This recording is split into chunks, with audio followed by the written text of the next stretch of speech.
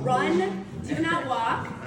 The best shakshuka, the best everything really. I love the shakshuka. But that's my order. I'm sure we all have orders from ourselves. If you haven't been, please go support this wonderful local business. And Danny is so generous to be here with us today. And he's going to talk to us about himself and his food. So, A little bit about the food. yeah. So please welcome him. Hello, everybody. Hello. Hello, Danny. So you are all probably wondering where I'm from. That's right, Tokyo, Japan. So I'm from Givatayim, which is the New Jersey of Tel Aviv. I grew up in a house that didn't really know how to cook anything at all. But comparing to them, my grandma's cooking was something, as us Israelis say. The pinnacle of culinary excellence in my house was a sandwich. But luckily I had a lot of dinners in my grandma's house. My grandpa was a Holocaust survivor and an Auschwitz graduate, class of 1944. Oh dear. Every dinner with him ended with some Holocaust stories, mostly about food or lack thereof. And to be honest, it's a medical anomaly that I'm not 400 pounds to compensate. So before I start talking about the food, I wanted to say something really short about my life in Israel and about recent events through my eyes. When I was 6 months old, the first Gulf War started. Whenever the war sirens went off, my sweet parents, who wanted to protect me, put me in a special plastic box with a gas filter, while they themselves were sitting, hoping for the best, with their own personal gas masks.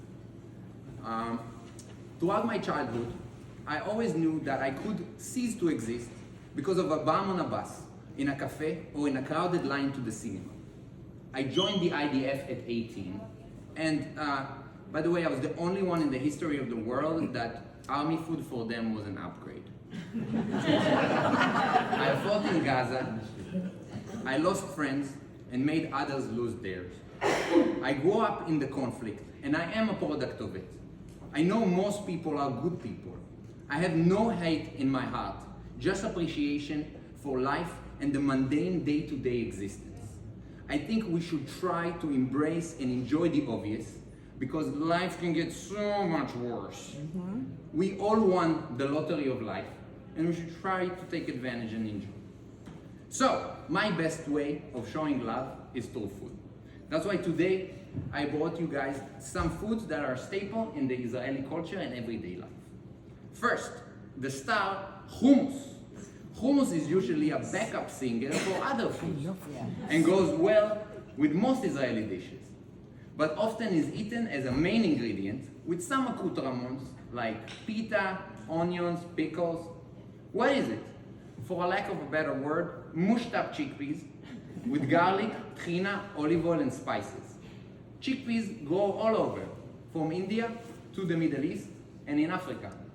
In the Middle East, everybody claims ownership of the invention of hummus. Jordan, Syria, Lebanon, and Egypt. Did you know that in most of these countries, they eat hummus for breakfast with a pita? Such a carb attack so early in the day will get you drowsy and sleepy for the rest of the day and less likely to attack. Even though lately they seem to have some hummus shortage somewhere. Okay, next one we have burekas. Burekas, what is it? It's a flaky puff pastry with cheese or meat or veggie filling inside. Classic flavors are cheese and olive, mushrooms and onions, and burekas pizza, which tastes exactly like it sounds. With the original name burek, it started its journey in the Balkans and came to Israel with the migration of the Balkan Jews, that's right. It became popular because of its diverse nature, cheap and comforting ingredients, and extreme portability. You grab it and go. An S was added to its name for some reason, and that's where the complete lack of understanding of singular and plural took effect in the Israeli mind. That's why when Israelis come to our restaurant, they would say something like, "Excuse me, can I have 1 cupcakes, please?" And I was like, "Yeah, yes you can." Next, we have falafel. What is it? It's a bowl made from ground up chickpeas, herbs like parsley, mint, and coriander, and spices. It's maybe the most Israeli food of them all. It's like us, the Israelis. Best fried in oil, the weather, the government, the people, and the tempers are usually boiling hot most of the year. After the oil treatment, the outside of the falafel is strong, like the Israeli facade. But like the inside of us people, it's soft, warm, and comforting. Like Moses? I couldn't find one on Israel. Okay, and of course, no falafel dish is ready without some hummus involved to ensure some good chickpea on chickpea action in every meal. Trina. Trina is a sesame paste. It's nutty and fatty, a little bit like Israeli peanut butter. And it's an inseparable part of the Israeli existence, our raison d'etre. I myself am composed of 72.4% trina. I put it on savory foods like shawarma and falafel. I put it on sweet foods like ice cream and cake. And sometimes, on my days off, on Saturdays, in the summer, I take a shower with it in the backyard. Trina is awesome. But if you add sugar to it and bake it, you will create an atrociously addictive candy called chalva, which might be even better. Yeah. Okay, next contender. We have shawarma, or shawarma, or gyro, or that spinny thing with the meat on it. What is it? It's a whole bunch of meat, usually lamb or turkey, marinated in spices like cumin, coriander, and turmeric, and skewered on a spit, and constantly turned. Why is it turned? Because that way we can enjoy the benefits of slow cooking with the flavor of high heat char. As the meat spins away from the fire, it cools down and retains its juices. It started its way in Turkey under the name dona, which meant to spin. How original. As it became popular east of Turkey, it took the name shawarma by the language that was spoken at the time, which was Arabic. Today in Arabic, to spin, they say tawal. Most languages change pretty frequently, but Hebrew doesn't seem to.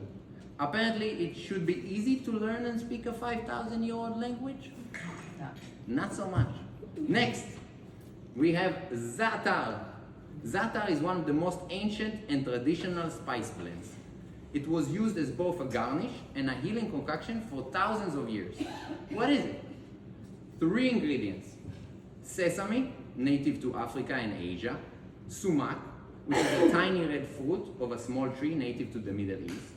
And hyssop, a thyme-like herb, which in Hebrew, to confuse you, we say za'atar. So in za'atar, there is za'atar. Za'atar is, Jordan today is the largest exporter of za'atar in the world. But Israel is definitely #1 consumer. Yes, so we went falafel. Yes, okay. So these are the foods that Israelis eat every day. Now go ahead and taste, savor, and enjoy. I hope you feel Israeli. Just don't go all the way and start cutting in line and honking at the road.